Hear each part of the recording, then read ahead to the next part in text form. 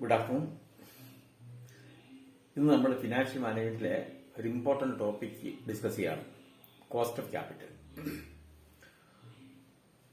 As you know, financial management involves three major decision-making areas. First one is investment decision, second one financing decision, and last one dividend decision. So, the three major areas of decision-making in financial management are: first one, investment decision; second, financing decision; and third one, dividend decision. Investment decision covers capital budgeting. അത് നമ്മൾ detail ആയിട്ട് പിന്നീട് ഒരു chapter ആയിട്ട് analyse ചെയ്യും. Financing decision covers cost of capital and capital structure planning. For the major areas covered under financing decisions are cost of capital and capital structure or capital structure planning and capital structure theory. അപ്പോൾ investment decision എന്ന് പറയുമ്പോൾ capital ബഡ്ജറ്റിംഗും മറ്റും വരുന്നതാണ്. Financing decision എന്ന് പറയുന്നത് ഈ പറഞ്ഞ cost of ക്യാപിറ്റലും അതോടൊപ്പം തന്നെ ക്യാപിറ്റൽ സ്ട്രക്ചർ, ലിവറേജ്, ഇതൊക്കെ ഇതിന്റെ ഭാഗമായിട്ട് വരുന്നതാണ്. അപ്പൊ സിലബസ് ബേസ്ഡ് ആയിട്ട് പറയുമ്പോൾ ഈ നിലയ്ക്കാണ് മനസ്സിലാക്കേണ്ടത്. ദെൻ ഡിവിഡന്റ് ഡിസിഷൻ, പ്രത്യേകിച്ച് ഡിവിഡന്റ് പോളിസി നമ്മൾ അനലൈസ് ചെയ്യും. എന്തായാലും ഫിനാൻഷ്യൽ മാനേജ്മെന്റിലെ ഏറ്റവും പ്രധാനപ്പെട്ട ടോപ്പിക്കുകളിൽ ഒന്നാണ് ഈ പറഞ്ഞ കോസ്റ്റ് ഓഫ് ക്യാപിറ്റൽ. അപ്പൊ എന്താണ് കോസ്റ്റ് ഓഫ് ക്യാപിറ്റൽ എന്ന് ചോദിച്ചാൽ, നിങ്ങൾക്കറിയാം കോസ്റ്റ് എന്താണെന്ന് വെച്ചാൽ cost means expense incurred on or attributable to a given thing. നിങ്ങൾ കോസ്റ്റിംഗിൽ പഠിച്ചിട്ടുണ്ട്. അപ്പൊ ആ കോസ്റ്റ് തന്നെയാണ് ഇവിടെ കോസ്റ്റ് എന്ന് പറയുന്നത്. പക്ഷേ ക്യാപിറ്റലിന്റെ കോസ്റ്റ് എന്ന് പറയുന്നത് എന്താ? ഒരു ബിസിനസ്സിൽ സംബന്ധിച്ചിടത്തോളം ക്യാപിറ്റൽ വേണം. ഈ ക്യാപിറ്റൽ പല സോഴ്സുകളിൽ നിന്ന് സ്വരൂപിക്കാം. സോഴ്സ് എന്ന് പറയുന്നത് ഇക്വിറ്റി ക്യാപിറ്റൽ ആവാം, ഡിബഞ്ചർ ക്യാപിറ്റൽ ആവാം, പ്രിഫറൻസ് ക്യാപിറ്റൽ ആവാം, അല്ലെങ്കിൽ ബോറോഡ് ക്യാപിറ്റൽ ആവാം. അപ്പൊ ഏത് സോഴ്സ് ഓഫ് ക്യാപിറ്റൽ ആണെങ്കിലും, what or B the source of capital, there shall be certain cost associate with racing of this capital.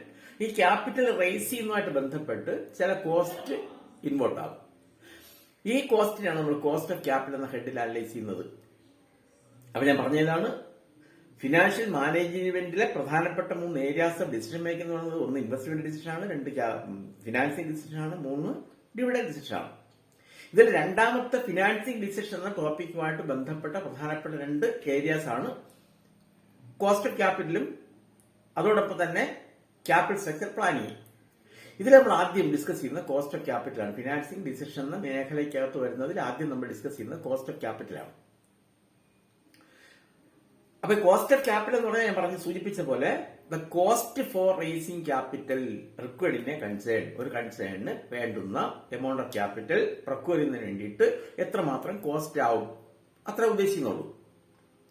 ശരിക്കും പറഞ്ഞാൽ കോസ്റ്റ് ഓഫ് ക്യാപിറ്റൽ എന്നാൽ ഒരു കോസ്റ്റ് അല്ല. It is not a cost as the name suggest. പേര് സൂചിപ്പിക്കുന്നത് പോലെ cost of capital എന്ന് പറയുന്നത് ഒരു കോസ്റ്റ് അല്ല. അത് നമ്മൾ പിന്നീട് കൂടുതൽ ഡിസ്കസ് ചെയ്യുമ്പോൾ നിങ്ങൾക്ക് മനസ്സിലാവും. അപ്പൊ ഇത്രയും മനസ്സിലാക്കുക, cost of capital is not a cost as such. Cost എന്നല്ല. Cost of capital is the minimum required rate of return on investment expected by the share holders and debt holders. Share holders ആണെങ്കിലും debenture holders ആണെങ്കിലും അല്ലെങ്കിൽ loan കൊടുക്കുന്നവരാണെങ്കിലും അവർ പ്രതീക്ഷിക്കുന്ന minimum rate of return അഥവാ cost of capital is the minimum required rate of return on investment. ഇൻവെസ്റ്റ്മെന്റിന് പ്രതീക്ഷിക്കുന്ന minimum rate of return നമുക്ക് പറയാം കോസ്റ്റ് ഓഫ് ക്യാപിറ്റൽ. അതെങ്ങനെയാണെന്ന് മനസ്സിലാക്കാം. അപ്പോ കോസ്റ്റ് ഓഫ് ക്യാപിറ്റൽ സാധാരണ ഒരു എക്സ്പെൻസ് ആണ് നമ്മൾ പഠിച്ചത്. ഒരു കമ്പനിക്ക് 10 ലക്ഷം രൂപ വേണമെന്ന് കരുതുക. ഈ 10 lakh rupees കമ്പനി റൈസ് ചെയ്യുന്നത് ഡിബഞ്ചർ ഇഷ്യൂ ചെയ്തിട്ടാണെന്ന് കരുതുക. ഡിബഞ്ചറിന്റെ കോസ്റ്റ് ഓഫ് ക്യാപിറ്റൽ അഥവാ ഡിബഞ്ചറിന്റെ ഇൻട്രസ്റ്റ് റേറ്റ് 10% അപ്പൊ 10% നിരക്കിൽ 10 ലക്ഷം രൂപയ്ക്ക് ഡിബഞ്ചർ ഇഷ്യൂ ചെയ്യുമ്പോൾ ഡിബഞ്ചർ ഹോൾഡേഴ്സ് നമ്മൾ കൊടുക്കേണ്ട എമൗണ്ട് 1 ലക്ഷമാണ്. 10 ലക്ഷത്തിന്റെ 10% 1 ലക്ഷം രൂപയാണ്. ഈ 1 ലക്ഷം രൂപ ഇൻട്രസ്റ്റ് ആണ്. അപ്പം 10 ലക്ഷം രൂപ സ്വരൂപിക്കാൻ സ്ഥാപനത്തിനാവുന്ന കോസ്റ്റ് എന്ന് പറയുന്നത് 1 ലക്ഷം രൂപയാണ്. അപ്പൊ കോസ്റ്റ് 1 ലക്ഷം രൂപയാണ്. കാരണം 10 ലക്ഷം രൂപ സ്വരൂപിക്കാൻ ഇൻട്രസ്റ്റ് എന്ന നിലയ്ക്ക് കമ്പനിക്ക് ആവുന്ന എമൗണ്ട് 1 ലക്ഷം ആയതുകൊണ്ട് ഈ ഇൻട്രസ്റ്റ് എമൗണ്ടിനെ നമുക്ക് കോസ്റ്റ് ഓഫ് ക്യാപിറ്റൽ എന്ന് പറയാം. പക്ഷേ ഈ ഇൻവെസ്റ്റ് ചെയ്യുന്ന കമ്പനിയുടെ പോയിന്റ് ഓഫ് വ്യൂ നോക്കുമ്പോൾ കോസ്റ്റ് ഓഫ് ക്യാപിറ്റൽ എന്ന് പറയുന്നത് റിക്വയർഡ് റേറ്റ് ഓഫ് റിട്ടേൺ ആണ്. Or investment of 10 lakh rupees 10 ലക്ഷം രൂപയിൽ കമ്പനി ഇൻവെസ്റ്റ് ചെയ്യുമ്പോൾ the company should have at least rupees 1 lakh as it's return.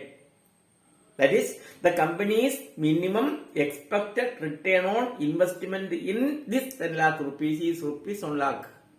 ഈ 10 ലക്ഷം രൂപയിൽ കമ്പനി ഇൻവെസ്റ്റ് ചെയ്യുമ്പോൾ ആ ഇൻവെസ്റ്റ്മെന്റിൽ നിന്ന് കമ്പനിക്ക് കുറഞ്ഞ പക്ഷം കിട്ടേണ്ട റിട്ടേൺ 1 lakh ആണ്. Because company has to pay rupees 1 lakh as interest. Company 1 ലക്ഷം രൂപ ഇൻവെസ്റ്റ് ആയിട്ട് കൊടുക്കണമല്ലോ. അപ്പോൾ നമ്മൾ കോസ്റ്റ് ഓഫ് ക്യാപിറ്റലിനെ മറ്റൊരു തരത്തിൽ വ്യാഖ്യാനിക്കുമ്പോൾ it is the minimum required rate of return, minimum rate of return as may be expected by investors. Investors expect ചെയ്യുന്ന minimum required rate of return on investment ആണ് കോസ്റ്റ് ഓഫ് ക്യാപിറ്റൽ എന്ന് പറയാം. എന്തുകൊണ്ട് അങ്ങനെ പറഞ്ഞെന്ന് ചോദിച്ചാൽ, ഒരു കമ്പനി ഇക്വിറ്റി ഷെയർ റൈസ് ചെയ്യുന്ന കരുതാ. ഇക്വിറ്റി ഷെയർ നമ്മൾ ഡിബഞ്ചറിന്റെ കാര്യത്തിൽ പറഞ്ഞു, 10 ലക്ഷം രൂപ സ്വരൂപിക്കാൻ 10% നിരക്കിൽ ലോൺ റൈസ് ചെയ്യുമ്പോൾ അഥവാ ഡിബഞ്ചർ റൈസ് ചെയ്യുമ്പോൾ നമുക്ക് 1 ലക്ഷം രൂപ ഇൻവെസ്റ്റ് ആവും. അപ്പൊ നമുക്ക് കോസ്റ്റ് ആയിട്ട് എക്സ്പെൻസ് ആയിട്ട് വന്ന 1 ലക്ഷമാണ്. അതുകൊണ്ട് കോസ്റ്റ് ഓഫ് ക്യാപിറ്റൽ ആണെന്ന് പറയാം. ഓക്കെ, ഇനി മിനിമം 1 ലക്ഷം കമ്പനി കിട്ടണമെന്നുള്ളത് മിനിമം റേറ്റ് ഓഫ് റിട്ടേൺ ആണെന്ന് പറഞ്ഞു. അത് മനസ്സിലായി കാണും. എന്നാൽ ഇക്വിറ്റി ക്യാപിറ്റലിലൂടെ, ഇക്വിറ്റി ഷെയറിലൂടെയാണ് ഫണ്ട് സ്വരൂപിക്കുന്നതെങ്കിലോ, ഡിബഞ്ചറിന്റെ കാര്യത്തിൽ എന്ന പോലെ ഫിക്സഡ് റേറ്റ് ഓഫ് ഡിവിഡന്റ് പറയുന്നുണ്ടോ? പ്രിഫറൻസ് ക്യാപിറ്റലിന്റെ കാര്യത്തിൽ എന്ന പോലെ ഫിക്സഡ് റേറ്റ് ഓഫ് ഡിവിഡന്റ് എവിടെ പറയുന്നില്ല? ഇക്വിറ്റി ഷെയർ ക്യാപിറ്റലിന്റെ കാര്യത്തിൽ പറയുന്നില്ല. അങ്ങനെയാണെങ്കിൽ ഇക്വിറ്റി ഷെയർ ഹോൾഡേഴ്സ്, ഇപ്പൊ ഞാനൊരു ഇക്വിറ്റി ഷെയർ എടുക്കുകയാണെങ്കിൽ 10 ലക്ഷം രൂപ ഞാൻ ഇക്വിറ്റി ഷെയർ ഇൻവെസ്റ്റ് ചെയ്യാൻ ഉദ്ദേശിക്കുകയാണെങ്കിൽ I may have an expectation. എനിക്കൊരു എക്സ്പെക്ടേഷൻ ഉണ്ട്. ഞാൻ ഇൻവെസ്റ്റ് ചെയ്യുന്ന തുകയ്ക്ക് മിനിമം എത്രയെങ്കിലും കിട്ടണമെന്ന് ഞാൻ പ്രതീക്ഷിക്കുന്നു. അപ്പോ കമ്പനിയെ സംബന്ധിച്ചിടത്തോളം 10 ലക്ഷം രൂപ കമ്പനി ഇക്വിറ്റി ഷെയറിലൂടെ സ്വരൂപിക്കുമ്പോൾ പ്രത്യക്ഷത്തിൽ കോസ്റ്റ് ഉണ്ടാകുന്ന വെച്ചാൽ പ്രത്യക്ഷത്തിൽ കോസ്റ്റ് ഇല്ല. ലാഭം ഉണ്ടെങ്കിൽ കൊടുത്താൽ മതി, ലാഭം ഉണ്ടെങ്കിൽ ഡിവിഡന്റ് ആയിട്ട് കൊടുത്താൽ. പക്ഷേ ഈ ഇൻവെസ്റ്റ് ചെയ്യുന്ന ആൾക്കാർ വെറുതെ ഇൻവെസ്റ്റ് ചെയ്യത്തില്ലല്ലോ. They may have an expectation to get certain return. അപ്പൊ ഇക്വിറ്റി ഷെയർ ഹോൾഡേഴ്സ് ആയിട്ട് അഥവാ ഇക്വിറ്റി ഷെയറിൽ ഇൻവെസ്റ്റ് ചെയ്യാൻ താല്പര്യമായ ആൾക്കാരെ സംബന്ധിച്ചിടത്തോളം they may have certain expectation about the return. The minimum rate of return as may be expected by the holders of these shares is said to be cost of equity capital. അല്ലാതെ പ്രത്യക്ഷത്തിൽ cost of equity cost ഉണ്ടാകുന്ന ചോദിച്ചാൽ, പ്രത്യക്ഷത്തിൽ equity capital cost ഉണ്ടെന്ന് ചോദിച്ചാൽ ഡിബഞ്ചറിനുണ്ട്. കാരണം എന്താ? 10% ഡിബഞ്ചറാണ്. അപ്പൊ നമ്മൾ സ്വരൂപിക്കുന്ന എമൗണ്ട് 10% ഇൻവെസ്റ്റ് നമ്മൾ കൊടുക്കാൻ എഗ്രി ചെയ്തിട്ടാണ് ഫണ്ട് സ്വരൂപിക്കുക. ഇക്വിറ്റി ഷെയർ ക്യാപിറ്റൽ കാര്യത്തിലോ there is no such an agreement to give specified rate. However, invest ചെയ്യുന്ന ആൾക്കാർ എന്ത് വെറുതെയാണ് ഇൻവെസ്റ്റ് ചെയ്യുന്നത്? ഇൻവെസ്റ്റ് ചെയ്യുന്ന shareholders may have an expectation to get certain return. This expected minimum rate of return is what is called cost of capital. അതുകൊണ്ടാണ് അതിനെ ആ നിലയ്ക്ക് വ്യാഖ്യാനിച്ചിരിക്കുന്നത്. അപ്പൊ ഞാൻ പറഞ്ഞത്രേ ഉള്ളൂ. What is cost of capital? Cost of capital is the minimum required rate of return. Cost of capital is the minimum rate of return as may be expected by the investors. Investors പ്രതീക്ഷിക്കുന്ന minimum rate of return നമുക്ക് പറയാം cost of capital. ഞാൻ പറഞ്ഞു 10 ലക്ഷം രൂപ ഡിബഞ്ചറിലൂടെ സ്വരൂപിക്കുമ്പോ ഇപ്പൊ 100 രൂപ വിലയുള്ള 10,000 debenture issue ചെയ്യുമ്പോൾ നമുക്ക് 10 ലക്ഷം രൂപയായി. 100 രൂപ വിലയുള്ള 10,000 ഡിബഞ്ചേഴ്സ് ഇഷ്യൂ ചെയ്യുന്നു 10 ലക്ഷം രൂപ സ്വരൂപിക്കാൻ. അവിടെ ഇൻട്രസ്റ്റ് 10% ആണെങ്കിൽ 1 ലക്ഷം രൂപ ഇൻട്രസ്റ്റ് കൊടുക്കണം. 1 ലക്ഷം രൂപ 1 lakh rupees. ഇപ്പൊ ഫേസ് വാല്യൂ 100 രൂപയുള്ള ഡിബഞ്ചറാണ്. പക്ഷേ ഈ ഡിബഞ്ചർ ഇഷ്യൂ ചെയ്യുമ്പോ ഡിബഞ്ചർ ഇഷ്യൂൻസ് കോസ്റ്റ്, ഇഷ്യൂമായിട്ട് ബന്ധപ്പെട്ട് ഡിബഞ്ചർ റൈസ് ചെയ്യാനുള്ള കോസ്റ്റ് വരും. അതിനുവേണ്ടി നമ്മൾ ഏതെങ്കിലും നോട്ടീസോ സർക്കുലറോ ഇഷ്യൂ ചെയ്യണം, ഡിബഞ്ചർ ആപ്ലിക്കേഷൻ സ്വരൂപിക്കണം. അപ്പൊ ഡിബഞ്ചർ ഇഷ്യൂ ആയിട്ട് ബന്ധപ്പെട്ട് സർട്ടൻ എക്സ്പെൻസസ് ആർ ഇൻകേർഡ്. അപ്പൊ ശരിക്കും പറഞ്ഞാൽ ഈ 10 ലക്ഷം രൂപ സ്വരൂപിക്കാൻ നമ്മൾ ഇൻട്രസ്റ്റ് കൊടുക്കുന്ന 1 ലക്ഷം രൂപ മാത്രം മതിയോ? പോരാ. ഇൻട്രസ്റ്റ് പുറമേ ഫണ്ട് സ്വരൂപിക്കുന്ന സംരംഭകരെ സംബന്ധിച്ചിടത്തോളം there may be certain additional cost for raising debenture capital. Debenture capital raise ചെയ്യുന്നതിന്റെ ഭാഗമായിട്ട് ഇൻട്രസ്റ്റിന് പുറമെ there may be certain other expenses are there. അങ്ങനെയാണെങ്കിൽ കോസ്റ്റ് ഓഫ് ക്യാപിറ്റൽ എന്ന് പറഞ്ഞാൽ 10% ആണോ? അല്ല, 10% അല്ല. 10 ലക്ഷം രൂപ സ്വരൂപിക്കുന്നതിന് വേണ്ടിയിട്ട് 1 ലക്ഷം രൂപ ഇൻട്രസ്റ്റും കൊടുത്തു, അധികമായിട്ട് ഫണ്ട് ഫ്ലോട്ട് ചെയ്യാനുള്ള ഫണ്ട് റൈസ് ചെയ്യാനുള്ള ട്രാൻസാക്ഷൻ കോസ്റ്റ് എന്ന നിലയ്ക്ക് നമുക്ക് ഒരു 10,000 കോടി ആയെങ്കിൽ 1,10,000 അപ്പൊ നമുക്ക് കിട്ടിയ ഫണ്ട് എത്ര? 10 ലക്ഷം. അതിനുവേണ്ടി ചെലവായത് എത്ര? 1,10,000. Then what is the percentage? 1 ലക്ഷത്തിന് 1,10,000, 10 ലക്ഷത്തിന് 10 ലക്ഷത്തിന് 1,10,000 എത്ര വരും? 11% വരും. എത്ര പെർസെന്റ് അല്ല? 10% അല്ല, മോർ ദാൻ 10% ആണ്. അപ്പൊ കോസ്റ്റ് ഇൻട്രസ്റ്റ് റേറ്റ് ആണോ എന്ന് ചോദിച്ചാൽ ഇൻട്രസ്റ്റ് റേറ്റ് അല്ല.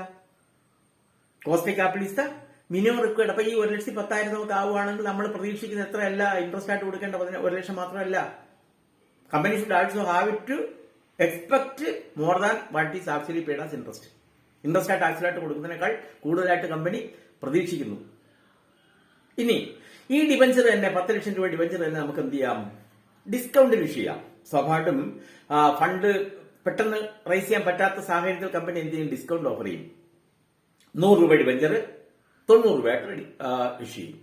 അപ്പൊ സ്വാഭാവികമായിട്ടും നമുക്ക് 100 രൂപ കിട്ടുന്നിടത്ത് എത്ര കിട്ടുന്നുള്ളൂ? 90 രൂപയെ കിട്ടുന്നുള്ളൂ. അപ്പൊ 1 ലക്ഷം രൂപ ഇൻട്രസ്റ്റും കൊടുക്കണം. നമുക്ക് പൈസ കിട്ടുമ്പോ എത്ര കിട്ടൂല? 1 ലക്ഷം കിട്ടൂല, 10 ലക്ഷം കിട്ടൂല. പകരം എത്ര കുറയും? ഈ 10% ഡിസ്കൗണ്ട് കൊടുത്താൽ അത്രയും കുറയില്ലേ? അപ്പൊ സ്വാഭാവികം നമുക്ക് അധികം ചെലവായില്ലേ? ഇൻട്രസ്റ്റ് ആയിട്ട് കൊടുക്കുന്ന എമൗണ്ടും കൂടാതെ ഡിസ്കൗണ്ട് ആയിട്ട് കൊടുത്ത എമൗണ്ടും രണ്ടും കൂടി ചേരുന്നതാണ് കോസ്റ്റ് ഓഫ് ക്യാപിറ്റൽ. ഇൻട്രസ്റ്റ് മാത്രമല്ല. So company must have a minimum return to compensate interest and also discount. ആ ഇൻട്രസ്റ്റും ഡിസ്കൗണ്ടും കോമ്പൻസേറ്റ് ചെയ്യാൻ പര്യാപ്തമായിട്ടുള്ള minimum required rate of return ആണ് ആര് പ്രതീക്ഷിക്കുന്നത്? ഇൻവെസ്റ്റേഴ്സ് അഥവാ കമ്പനി പ്രതീക്ഷിക്കുന്നത്. ഇൻവെസ്റ്റേഴ്സ് എന്ന് പറയുമ്പോൾ ഡിബഞ്ചർ ഹോൾഡേഴ്സ് ആണ്. അത് ഇൻവെസ്റ്റ് ചെയ്യുന്നവരുടെ കമ്പനി പ്രതീക്ഷിക്കുന്നത് minimum required rate of return എന്ന് പറയുന്നത് ഇൻട്രസ്റ്റ് മാത്രമല്ല, ഇൻട്രസ്റ്റ് പുറമെ ഡിസ്കൗണ്ട് ആയിട്ട് എത്രയാണോ നമ്മൾ ഓഫർ ചെയ്തത് ആ ഡിസ്കൗണ്ടും കൂടി കോമ്പൻസേറ്റ് ചെയ്യാൻ പര്യാപ്തമായ എമൗണ്ട് എങ്കിലും എന്ത് ചെയ്യണം? റിക്കവർ ചെയ്യാൻ പറ്റണം. ഇനി പ്രീമിയത്തിൽ ആഡ് ചെയ്യുന്നെങ്കിലോ? പാർ വാല്യൂലല്ല, പ്രീമിയത്തിൽ ആഡ് ചെയ്യുന്നെങ്കിലോ? 100 രൂപ ഡിബഞ്ചർ നമ്മൾ 120 രൂപയ്ക്ക് അല്ലെങ്കിൽ 110 രൂപയ്ക്ക് ചെയ്യുമ്പോൾ 10 ലക്ഷത്തിന്റെ സ്ഥാനത്ത് നമുക്ക് എത്ര കിട്ടും? 11 ലക്ഷം കിട്ടും. 10 ലക്ഷത്തിന്റെ സ്ഥാനത്ത് 11 ലക്ഷം കിട്ടും. അപ്പൊ സ്വാഭാവികമായിട്ട് നമുക്ക് എന്തുണ്ട്? കോസ്റ്റ് കുറയും. നേരത്തെ ഉള്ള അത്രയും കോസ്റ്റ് ഉണ്ടാ ഇല്ല. പ്രീമിയം ആയിട്ട് അധികമായിട്ട് ഒരു എമൗണ്ട് കിട്ടി. അപ്പൊ സ്വാഭാവികമായിട്ട് നമുക്ക് 11 ലക്ഷം സ്വരൂപിക്കാൻ 1 ലക്ഷമായി. 11 ലക്ഷം രൂപ സ്വരൂപിക്കാൻ 1 ലക്ഷം രൂപ കോസ്റ്റ് ആയി. അധികമായിട്ട് കിട്ടുമ്പോൾ 10 ലക്ഷത്തിനല്ല, 11 ലക്ഷത്തിനാണ് നമുക്ക് എത്ര ആയത്? 1 ലക്ഷം ആയത്. അപ്പൊ പ്രൊപ്പോർഷനായിട്ട് കോസ്റ്റ് കുറയും. അപ്പൊ കോസ്റ്റ് കൂടാം, കോസ്റ്റ് കുറയാം. ഡിസ്കൗണ്ട് ആണ് ഞാൻ 10 ലക്ഷത്തിനല്ല കോസ്റ്റ് ആയത്. എത്രയ്ക്കാണ്? 9 ലക്ഷത്തിനാണ്. 9 ലക്ഷത്തിനാണ് കോസ്റ്റ് എത്ര ആയത്? 1 ലക്ഷം പ്ലസ് ഡിസ്കൗണ്ട്. 1 ലക്ഷം 10 ലക്ഷത്തിന്റെ 10% ഡിസ്കൗണ്ട് ആണ് 1 ലക്ഷം. അപ്പൊ 2 ലക്ഷം. 2 ലക്ഷം ഡിവൈഡ് ബൈ 9 ലാക്ക്. 9 ലാക്കിനാണ് 2 ലക്ഷം ആയത്. രണ്ടാമത്തെ സാഹചര്യം എന്തല്ല? ഡിസ്കൗണ്ടിലല്ല ഇഷ്യൂ ചെയ്തത്, പ്രീമിയത്തിലാണ്. പ്രീമിയത്തിൽ ഇഷ്യൂ ചെയ്യുമ്പോൾ നമുക്ക് എന്ത് ചെയ്യാം? ഫേസ് വാല്യൂനേക്കാൾ കൂടുതൽ എമൗണ്ട് റൈസ് ചെയ്യാം. അപ്പൊ 10 ലക്ഷം രൂപ റൈസ് ചെയ്യാനല്ല 1 ലക്ഷം ആയത്. ഫേസ് വാല്യൂനാണ് ഇൻട്രസ്റ്റ് കൊടുക്കണം. 10 ലക്ഷം രൂപയ്ക്ക് 10% 1 ലക്ഷം ഇൻട്രസ്റ്റ് കൊടുക്കുമ്പോൾ ഈ 1 ലക്ഷം കൊടുത്ത് എത്ര റൈസ് ചെയ്യാനല്ല? 10 ലക്ഷത്തിനല്ല. കാരണം we have raised more than face value. എത്ര? 110 രൂപ വെച്ച് റൈസ് ചെയ്തു. അപ്പൊ 11 ലക്ഷം റൈസ് ചെയ്തു. അപ്പൊ നമുക്ക് എത്ര ആയില്ല? 10 ലക്ഷത്തിനല്ല 1 ലക്ഷം ആയത്. We have incurred 1 lakh for raising rupees 11 lakh. അപ്പൊ ഞാൻ പറഞ്ഞു വന്നത് ഇൻട്രസ്റ്റ് ആണോ കോസ്റ്റ് എന്ന് ചോദിച്ചാൽ ഇൻട്രസ്റ്റ് അല്ല കോസ്റ്റ്. ഒരു ഫാമിലിന്റെ കോസ്റ്റ് ക്യാപിറ്റൽ എന്ന് പറഞ്ഞാൽ ഇൻട്രസ്റ്റ് ആണോ? ഇൻട്രസ്റ്റ് അല്ല. അപ്പൊ എന്താണ്? അതിന് മറ്റു ചില അനുബന്ധ ഘടകങ്ങളോട് വരും. അങ്ങനെയാണെങ്കിൽ the minimum required rate of return that A company must earn on its investment. Investment എന്ന് കമ്പനി മിനിമം പ്രതീക്ഷിക്കുന്ന റിട്ടേൺ നമുക്ക് പറയാം കോസ്റ്റ് ഓഫ് ക്യാപിറ്റൽ. ഇനി നമ്മൾ ഈ 10 ലക്ഷം രൂപ ഒരുപക്ഷെ ഡിബഞ്ചറിലൂടെ ഇഷ്യൂ ചെയ്യുന്നില്ല. ഡിബഞ്ചറിലൂടെ ഇഷ്യൂ ചെയ്യുന്നില്ലേ നമുക്ക് എന്താവുന്നില്ല? ഇൻട്രസ്റ്റ് ആവുന്നില്ല. 10 ലക്ഷം രൂപ ഡിബഞ്ചറിലൂടെ റൈസ് ചെയ്യുമ്പോഴാണ് നമുക്ക് എന്താവുന്നത്? ഇൻട്രസ്റ്റ് ആവുന്നത്. ഒരുപക്ഷെ എക്വിറ്റി ഷെയർ ആണെങ്കിലോ ഇൻട്രസ്റ്റ് അല്ല വരിക. അപ്പൊ അവിടെ കോസ്റ്റ് വരുന്നുണ്ടാ? കോസ്റ്റ് ഉണ്ട്. എന്താണ് കോസ്റ്റ്? ഡിവിഡന്റ് ആയിട്ട് കൊടുക്കേണ്ട എമൗണ്ട്. ഡിവിഡന്റ് ആയിട്ട് കൊടുക്കേണ്ട എമൗണ്ട് എപ്പോഴാണ് കിട്ടുന്നത്? പ്രോഫിറ്റ് കിട്ടി അത് ഡിവിഡന്റ് ഡിസ്ട്രിബ്യൂട്ട് ചെയ്യുമ്പോഴാണ് നമുക്ക് ഡിവിഡന്റ് വരുന്നത്. അപ്പോൾ സ്വാഭാവികമായിട്ടും കോസ്റ്റ് ഓഫ് ക്യാപിറ്റൽ പ്രത്യക്ഷത്തിൽ ഇല്ലെങ്കിലും we can say that minimum rate of return expected by shareholders. Share invest ചെയ്ത ആൾക്കാർക്ക് ഒരു പ്രതീക്ഷ ഉണ്ടാവും. ഉദാഹരണത്തിന് നമ്മളിപ്പോ 10 ലക്ഷം രൂപ പോസ്റ്റ് ഓഫീസിൽ ഇൻവെസ്റ്റ് ചെയ്താൽ ഒരു റിസ്കും ഇല്ല. നമുക്ക് എന്ത് ചെയ്യും? 6% കിട്ടുമെന്ന് വെച്ചോ. ഇപ്പൊ പോസ്റ്റ് ഓഫീസ് ഇൻവെസ്റ്റ് ചെയ്യാൻ മിനിമം 6% കിട്ടും. അപ്പൊ ഈ കമ്പനിയിൽ ഇൻവെസ്റ്റ് ചെയ്യുന്ന ആൾക്കാർക്ക് എന്തെങ്കിലും കിട്ടണം, മിനിമം റിസ്ക് ലെസ് ആയിട്ട് ഇൻവെസ്റ്റ് ചെയ്യുന്ന അത്രയെങ്കിലും അവർ പ്രതീക്ഷിക്കും. അപ്പൊ ഷെയർ ഹോൾഡേഴ്സാൽ പ്രതീക്ഷിക്കുന്നത് എത്രയാണോ ആ റിട്ടേൺ കമ്പനി ഏൺ ചെയ്യണം. അപ്പൊ വെറുതെ ഒരാൾ കമ്പനി ഇൻവെസ്റ്റ് ചെയ്യില്ല. അപ്പൊ അവർ പ്രതീക്ഷിക്കുന്ന ഡിവിഡൻഡ് അവർക്ക് കിട്ടുകയാണെങ്കിൽ മാത്രമേ അവർ ഇൻവെസ്റ്റ് ചെയ്യൂ. So cost capital is the minimum required rate of return on investment. അപ്പൊ കോസ്റ്റ് ഓഫ് ക്യാപിറ്റലിന്റെ കൺസെപ്റ്റ് ഇതാണ്. അത് മനസ്സിലാക്കാൻ വേണ്ടിയാണ് ഇത്രയും വിശാലമായിട്ട് പറഞ്ഞത്. ഇനി what is the need or what is the significance of cost of capital? Cost of capital significance എന്താണ്? എന്തിനാണ് നമ്മൾ കോസ്റ്റ് ഓഫ് ക്യാപിറ്റൽ കണ്ടെത്തുന്നത്? ഒന്ന്, for the purpose of determining investment decision, അഥവാ ഇൻവെസ്റ്റ്മെന്റ് ഡിസിഷന്റെ ഭാഗമായിട്ട് investment criterion നിർണ്ണയിക്കുന്നതിന് cost of capital പ്രധാനമാണ്. ഉദാഹരണത്തിന് നമുക്കൊരു ഇൻവെസ്റ്റ്മെന്റ്, ഒരു മെഷീനറി ഇൻവെസ്റ്റ്മെന്റ് വേണം. ഒരു മെഷീനറി ഇൻവെസ്റ്റ് ചെയ്യണം. ആ മെഷീനറിക്ക് 10 ലക്ഷം രൂപ കോസ്റ്റ് ആവും. 10 ലക്ഷം രൂപ ഉണ്ടാക്കി ആ മെഷീനറി വാങ്ങി. ആ മെഷീനറി നമ്മൾ പ്രതീക്ഷിക്കുന്ന റിട്ടേൺ, എക്സ്പെക്ടഡ് റിട്ടേൺ 12% ആണെന്ന് കരുതുക. ഒരു മെഷീനറി നമ്മൾ ഇൻവെസ്റ്റ് ചെയ്യുമ്പോൾ ഇൻവെസ്റ്റ് ചെയ്ത മെഷീനറിയിൽ നിന്ന് നമ്മൾ പ്രതീക്ഷിക്കുന്ന പ്രതിവർഷം റിട്ടേൺ ഇൻവെസ്റ്റ്മെന്റിന്റെ 12%. അപ്പൊ റിട്ടേൺ പ്രതീക്ഷിക്കുന്ന 12%. അതിന്റെ കോസ്റ്റ് ഓഫ് ക്യാപിറ്റൽ ഒരുപക്ഷെ 10% വരുന്നുള്ളൂ. നമുക്ക് എന്ത് ചെയ്യാം? ഈസി ആയിട്ട് പറയാം, ആ പ്രോജക്റ്റ് നമുക്ക് സെലക്ട് ചെയ്യാം. കാരണം ഏതിനേക്കാൾ കൂടുതലാണ്? Return is more than cost of capital. അപ്പൊ റിട്ടേണും കോസ്റ്റും തമ്മിൽ കമ്പയർ ചെയ്യുമ്പോൾ റിട്ടേൺ ഫ്രം ഇൻവെസ്റ്റ്മെന്റ് കൂടുതലായതുകൊണ്ട് നമുക്ക് ആ ഇൻവെസ്റ്റ്മെന്റ് ഡിസിഷൻ എന്ത് ചെയ്യാം? അക്സെപ്റ്റ് ചെയ്യാം. മറിച്ച് ഈ 10 ലക്ഷം രൂപ വരുന്ന പ്രോജക്റ്റിന് നമുക്കായ കോസ്റ്റ് 12%. 10 ലക്ഷം രൂപ സ്വരൂപിക്കാം, 12% കോസ്റ്റ് ഓഫ് ക്യാപിറ്റലായി. മറിച്ച് അതിൽ നിന്ന് കിട്ടുന്ന റിട്ടേൺ 10% ഉള്ളതെന്ന് കരുതുക. അങ്ങനെയാണ് നമ്മൾ ആ പ്രോജക്റ്റ് അക്സെപ്റ്റ് ചെയ്യില്ലല്ലോ. കാരണം എന്താ? കോസ്റ്റിനേക്കാൾ കുറച്ച് മാത്രമേ ആ പ്രോജക്റ്റ് നമുക്ക് റിട്ടേൺ പ്രതീക്ഷിക്കാൻ പറ്റുന്നുള്ളൂ. അപ്പൊ ആക്ച്വലി കിട്ടിയ റിട്ടേൺ, എക്സ്പെക്ട് റിട്ടേൺ 12 ഉണ്ട് എന്ന് പറഞ്ഞാൽ കോസ്റ്റ് ഓഫ് ക്യാപിറ്റൽ 12% ആണ്. കാരണം മിനിമം 12 കിട്ടണം. എന്തിന്? So as to compensate interest and other expenses incurred relating to raising of capital. പക്ഷെ ഇവിടെ റിട്ടേൺ എത്രയേ ഉള്ളൂ? 10% ഉള്ളൂ. അപ്പൊ റിട്ടേൺ അതിനേക്കാൾ കുറഞ്ഞിരിക്കുന്നു, കോസ്റ്റ് ഓഫ് ക്യാപിറ്റലിനേക്കാൾ കുറഞ്ഞിരിക്കുന്നു. ആ പ്രോജക്റ്റ് നമ്മൾ അക്സെപ്റ്റ് ചെയ്യാൻ പറയൂ? ഇല്ല. അപ്പോ it is a acceptance criterion of investment decision. Investment decision accept ചെയ്യണോ വേണ്ടായോ, ഒരു ഇൻവെസ്റ്റ്മെന്റ് അക്സെപ്റ്റ് ചെയ്യണോ വേണ്ടായോ തീരുമാനിക്കുന്നത് കോസ്റ്റ് ഓഫ് ക്യാപിറ്റൽ ആണ്. So significance of cost of capital first point എന്ന് പറയുന്നത് it is an acceptance criterion of investment. Whether or not to accept an investment is determined on the basis of cost of capital, or cost of capital should be compared with the expected rate of return. If the rate of return exceed cost of capital, that product is selected, otherwise it is dropped. അപ്പോൾ ഒന്ന്, investment decision വേണോ വേണ്ടേ തീരുമാനിക്കാൻ. Second one, financing decision. ഞാൻ പറഞ്ഞു financing ഡിസിഷനിൽ പ്രധാനപ്പെട്ട ഒരു ഏരിയയാണ് കോസ്റ്റ് ഓഫ് ക്യാപിറ്റൽ എന്ന് പറഞ്ഞു. ഫിനാൻസിംഗ് ഡിസിഷൻ വരുന്ന മറ്റൊരു ഏരിയയാണ് capital structure decision. Capital structure എന്ന് പറഞ്ഞാൽ mixing up of different type of or different source of capital. Equity capital source ആണ്, പ്രിഫറൻസ് ക്യാപിറ്റൽ സോഴ്സ് ആണ്, ഡിബഞ്ചർ ക്യാപിറ്റൽ സോഴ്സ് ആണ്. അപ്പൊ നമുക്ക് പൊതുവെ ഇക്വിറ്റി ക്യാപിറ്റലും ഡിബഞ്ചർ ക്യാപിറ്റലും പറയാം. ഒരു കമ്പനി പ്രതീക്ഷിക്കുന്നത് 40% ഇക്വിറ്റി ക്യാപിറ്റലും 60% ഡെപ്റ്റ് ക്യാപിറ്റലാണ് വരുന്നത്. അപ്പൊ 40-60 ആണ് റേഷ്യോ. ഇക്വിറ്റിയും ഡെപ്റ്റും തമ്മിലുള്ള റേഷ്യോ 40-60 ആണ്. ഇനി രണ്ടാമതൊരു ഓപ്ഷൻ ഉണ്ട്, 50% ഇക്വിറ്റിയും 50% ഡെപ്റ്റും ആയാലും എന്തേ. അപ്പൊ ഇതിൽ ഏത് വേണമെന്ന് സെലക്ട് ചെയ്യുന്നത് എന്താണ്? നമ്മൾ കോസ്റ്റ് ഓഫ് ക്യാപിറ്റൽ കാണും. 40% ഡെപ്റ്റിന്റെ കോസ്റ്റ്, 60% ഇക്വിറ്റിയുടെ കോസ്റ്റ്. അപ്പൊ ടോട്ടൽ കോസ്റ്റ് എത്ര? 50% ഡെപ്റ്റിന്റെയും 50% ഇക്വിറ്റിയുടെയും കോസ്റ്റ് വരുമ്പോൾ ടോട്ടൽ കോസ്റ്റ് എത്ര? 70% ഇക്വിറ്റിയും 30% ഡെപ്റ്റും ആണെങ്കിൽ അവിടെ കോസ്റ്റ് എത്ര? അപ്പൊ ഇവിടെ എവിടെയാണോ ലീസ്റ്റ് കോസ്റ്റ് വരുന്നത്, we may have different alternatives. Either we can select 30% equity and 70% ഡെപ്റ്റ്, or 50% equity and 50% debt, or 40% debt and 60% equity. From these, which alternative is selected is based on computing cost of capital. എങ്ങനെ? ഏത് ആൾട്ടർനേറ്റീവിന്റെ ആണോ, ഒന്നാമത്തെ alternative ഉണ്ട്, രണ്ടാമത്തെ alternative ഉണ്ട്, മൂന്നാമത്തെ ഉണ്ട്, ഏത് ആൾട്ടർനേറ്റീവിന്റെ കോസ്റ്റ് ഓഫ് ക്യാപിറ്റൽ ആണോ കുറവ്, ലീസ്റ്റ് കോസ്റ്റ് വരുന്ന ആൾട്ടർനേറ്റീവ് ആയിരിക്കും നമ്മൾ സെലക്ട് ചെയ്യുക. So second significance of cost of capital is that financing decision. അപ്പൊ to decide capital structure decision എടുക്കാൻ ഒരു മാനദണ്ഡമാണ് കോസ്റ്റ് ഓഫ് ക്യാപിറ്റൽ. അപ്പൊ ഒന്ന് ഇൻവെസ്റ്റ്മെന്റ് ഡിസിഷൻ, നമ്മൾ എന്ത് കമ്പയർ ചെയ്യണം, റിട്ടേണിനെ കോസ്റ്റുമായിട്ട് കമ്പയർ ചെയ്യണം. കോസ്റ്റിനേക്കാൾ കൂടുതലാണ് റിട്ടേൺ എങ്കിൽ ആ പ്രോജക്ട് അക്സെപ്റ്റ് ചെയ്യാവൂ. അപ്പൊ അക്സെപ്റ്റൻസ് ക്രൈറ്റീരിയ ആണ് ഇൻവെസ്റ്റ്മെന്റിന്റെ അക്സെപ്റ്റൻസ് ക്രൈറ്റീരിയ ആണ് cost of capital. So it is significant. രണ്ടാമത്തതോ financing decision, debt equity mix, proportional debt and equity capital. Which proportional debt and equity is to be selected is determined on the basis of cost of capital. It is the cost of capital that determine which option is to be selected. അപ്പൊ financial option select ചെയ്യാൻ cost of capital നിർണായകമാണ്. Next on credit policy, selection of credit policy. നമ്മൾ ഏത് credit policy follow ചെയ്യണം?